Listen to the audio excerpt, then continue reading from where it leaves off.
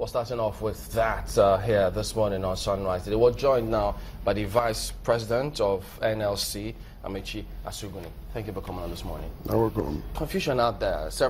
Almost all the papers reporting different things about this particular strike. First and foremost, we've seen Joe Ajaro's group negotiating. We understand they've reached an agreement, as they say there. But is NLC on strike? I think your last question is if NLC is on strike. And the answer to it is NLC is on strike. The strike commenced this morning, and as I speak to you, as we progress in an indefinite strike, it expands itself. So NLC is one in Nigeria. So when I see people talk about faction-led and all that, they try to actually play down on Nigeria Constitution. And looking at federal government or through the Comrade Adams, giving recognition to an impersonator, it looks criminal. So as far as we are concerned, it must be discouraged. In fact, I watch Ajero talk, and you can see his posture. It's a stage-managed interview, and you can see the punky, more or less like a padded interview, trying to divide the opinion of people. But they can't stand. Nigeria Labour Congress is one, and we have one office, we have one president, who is Comrade Ayuba Waba, who is right there in his office. They just concluded May Day, the federal government was represented, and they were there. So why can they turn back because you want to divide the house? You start recognizing people who you already know they are neither here nor there. But many saw when the NLC held their elections at that time how they broke into two groups. And then the same governor of Edo State who you accused now was the one who was trying to mend fences. So how come you now say that he's recognizing one and not the other? There is always a post-election misunderstanding, even in NSC history. The truth of the matter is that the issue of Adams' intervention was after election. There was no breakout during the election. Election was conducted. Most of you were there at Ego Square. Federal government provided that venue for the purpose of election. Which other venue was approved for NSC election after that election? So the election of that day was upheld. It was after election that people expressed dissatisfaction, which ordinarily the procedure should take course. Right. It's not to take law into your hand and call yourself president. If you say it's illegal and very casual. If you say the NLC is on strike, who is leading the National Union of Electricity Employees, which is a very critical faction of the union? Yeah, don't forget, NSC is a center.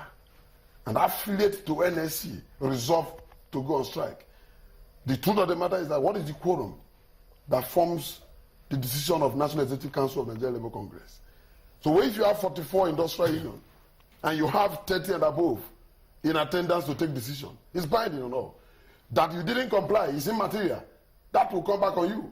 Okay, no, what we're trying to drive at is that if you say NLC is on strike, because the last time what Nigerians know is when NLC said they're on strike, the TUC, the Pangasin, all the unions speak in one voice.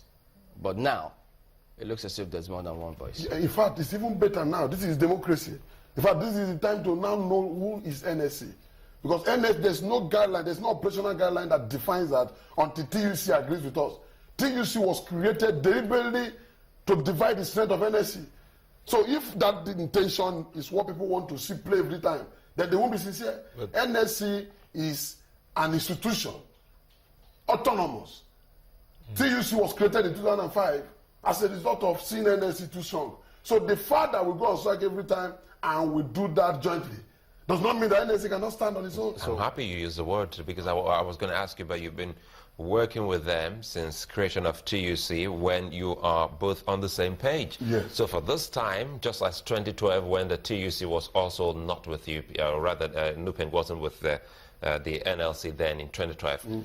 Now you're singing a different tune, telling us about the legality or otherwise of the other unions. No, first, the legality must be established. Secondly, solidarity is a needed tool in trade union movement. Solidarity is what we partner together, but the legality cannot be deleted. So first we define the foundation, and the TUC, if in this struggle, TUC did not see any reason, rather they politicize the position, then we don't have to blame them. What's the reason? Because we have seen so many things. There's also a huge allegation hanging on the head of the NLC concerning the 2 billion naira loan, which the leadership of the NLC is alleged to be asking for a waiver from the government for them to stay off the strike. If that was mentioned during the meeting, federal government would have been in a hurry to play it out. It's not true. People are sending information to make the public confused. But that is why we say the strike must continue. So that we'll use the strike to sensitize the people. People don't... Yesterday, people were flying some messages trying to dictate that unions have union, this and that, affiliate, they are not going on strike. Emanating from where? Because they cannot create NLC overnight. And this government would have done that. Let me ask you a question. Is the NLC... does the NLC disobey the law? No. No. Is there a court order restraining you from going on strike? As far as I'm concerned, I didn't see. You didn't see the court order? No. So, yeah. But is there a case at the National Industrial Court between the NLC and the federal government? No. NLC is not aware of that. Case between us and federal government? I don't think we have any case. There's no case. NEC met yesterday in Abuja. I was there. And the meeting ended around to 6.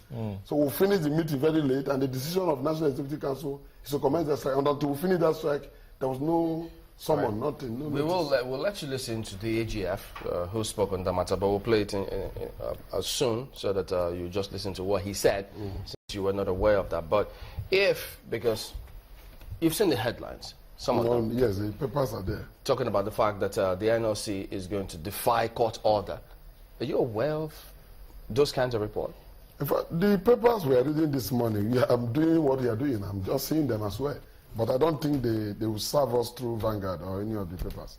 So for me, due process will be followed. Right. I also believe that the federal government should do likewise. Let's listen to this for a minute.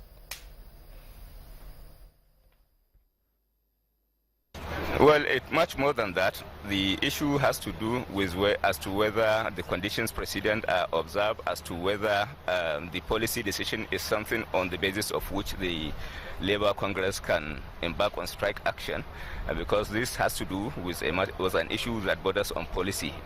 We were surprised that when the scarcity was biting hard, there was no action taken by the Labour Union, and now that the scarcity is no longer there, they are embarking on strike action.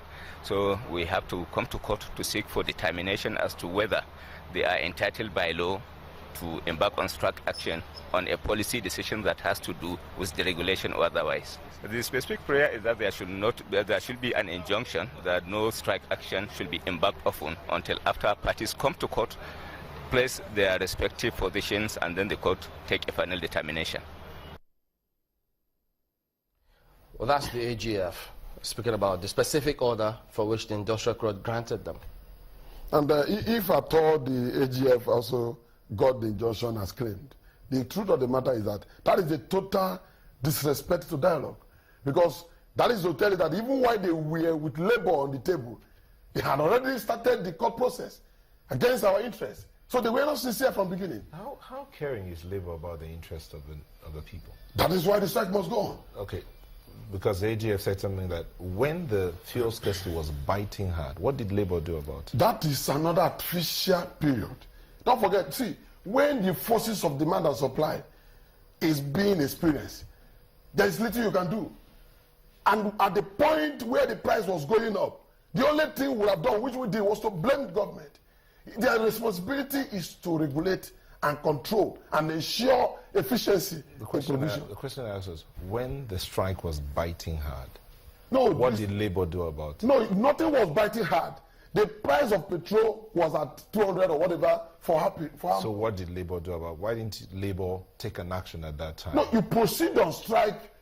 Don't forget about this strike of a thing. Strike is not just when you see situation going somehow, you just go to the street and you protest. That is not the way civilized industrial union behave. Okay. So as far as I'm concerned, at the time when the price, in fact, that statement from AGF is a discredit to the federal government.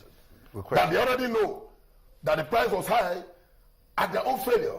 What did Labour do when the scarcity was biting Nigerians and they were paying between 170 and 300, and in some places 400 naira per litre? What did Labour do at that time? Labour insisted that federal government is responsible for the scarcity and they should do everything possible to ensure provision. And you don't expect Labour at the time of no fuel, at the time of, because you're talking about the price, was the product available? So at that point, what do you think a reasonable NLC will do? So now is to shut down. Now that the fuel is available, as they say it is, now that the fuel is seemingly available and at a price of 145, why is Labour going on? So when you told the federal government to do everything possible, that's your word, yes, to make sure the product is available. Yes. Now the product is available. Why are you going on strike? The product is available. The federal government has changed the price. Hello. Yes. Between 170 and 400. When it wasn't available. Now it's available at 145. No. And you go on strike. Before Why? scarcity, what was the price? Don't for scarcity create increase. We all know this. It's natural. When there is scarcity, few people change product, the price will go up. And when it goes up, when it comes back, it returns to the normal price. That should be. So we should have been commending government for at least keeping to their word for bringing the fuel price, bringing the fuel to existence.